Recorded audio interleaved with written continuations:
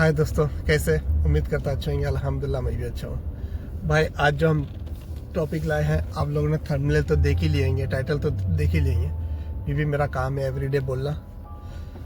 Total processing के बारे में बात करेंगे। Serbia A to Z start से लेकर लास्ट तक के क्या क्या चीज़ है, क्या क्या चीज़ होता है, स्टेप बाय स्टेप हर चीज़ के बारे में इंशाल्लाह बात करेंगे। चैनल पर फर्स्ट टाइम आए लाइक एंड सब्सक्राइब करना, फेसबुक पे देख रहे हो फॉलो जरूर करना।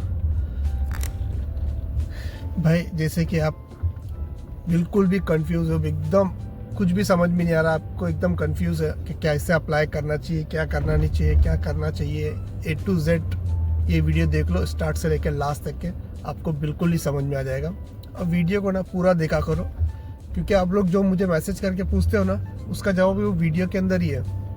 बट आप लोग वीडियो पूरा नहीं देखते हो, मुझे मैसेज करने लगते हो।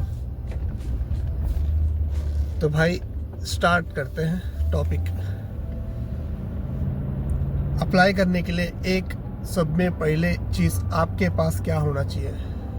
2 साल वैलिडिटी पासपोर्ट। जब अप्लाई करने के लिए सिर्फ और सिर्फ पासपोर्ट रहेगा बस है।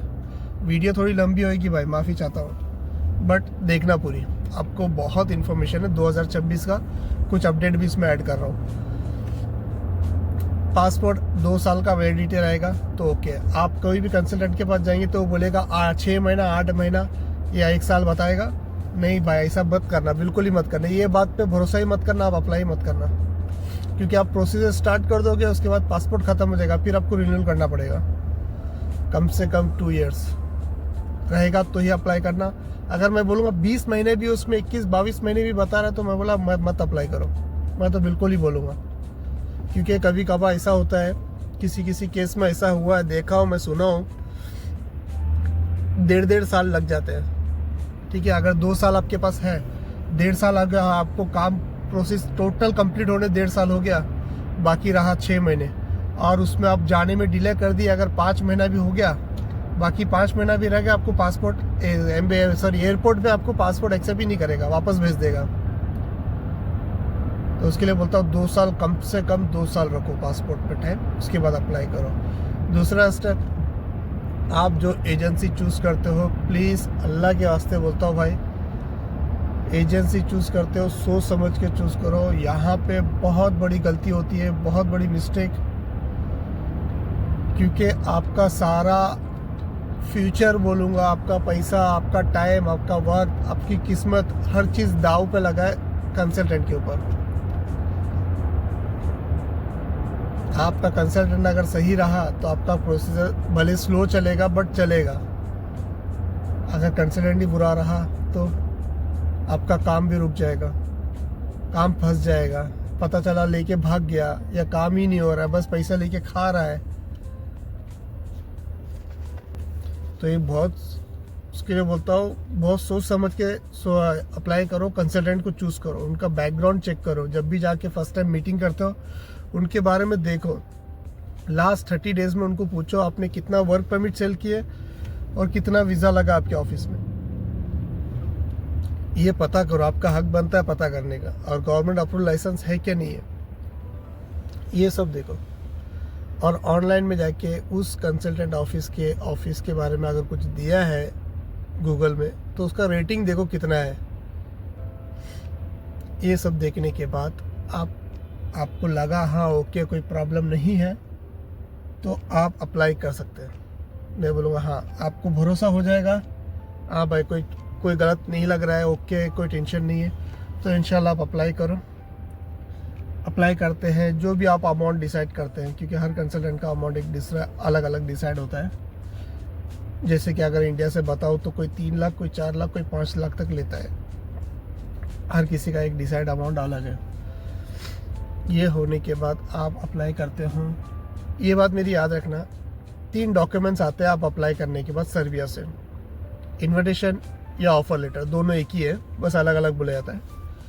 Offer letter, contract letter, work permit, ये 3 डॉक्यूमेंट्स आपको वहाँ से आना रहता है। और ये ज़रूरी नहीं कि तीनों अलग अलग आए, और ये ज़रूरी भी नहीं कि तीनों एक साथ आए। किसी केस में एक साथ आता है, किसी केस में अलग अलग स्टेप बाय स्टेप आता है। ठीक है, ये तीनों डॉक्यूमेंट्स आने के लिए कम से कम 3 से 4 महीना लगता है।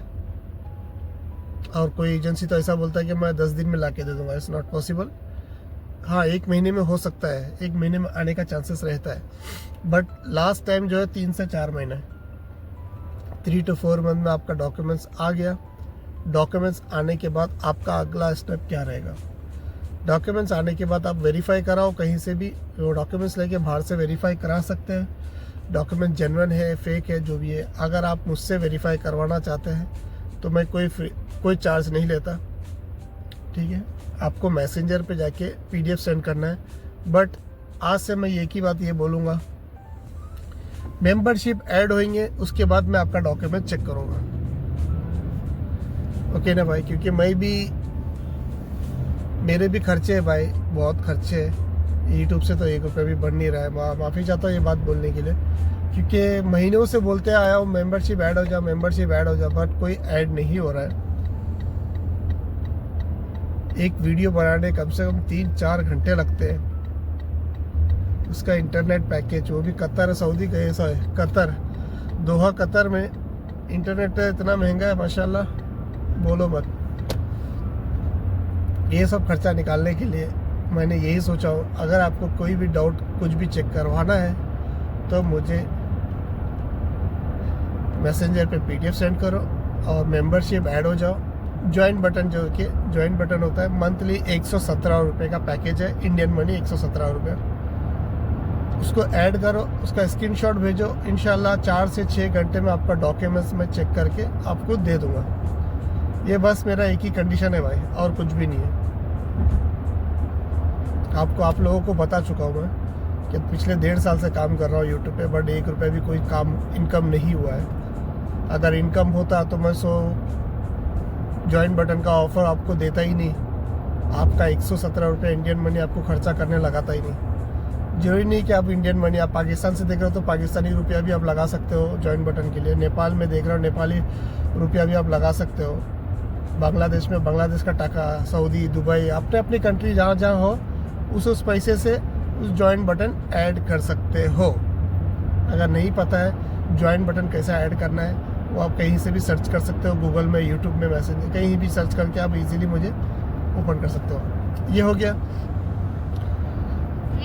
आपका डॉक्यूमेंट्स वेरीफाई होने के बाद, मैं इसलिए बोल रहा हूँ क्योंकि बाहर वेरीफाई करने आते ना कोई भी कंसल्टेंट के पास, 2000 इंडियन मनी से कम कोई नहीं लेता भाई। मैं सिर्फ 117 रुपये ले रहा हूँ और कुछ नहीं।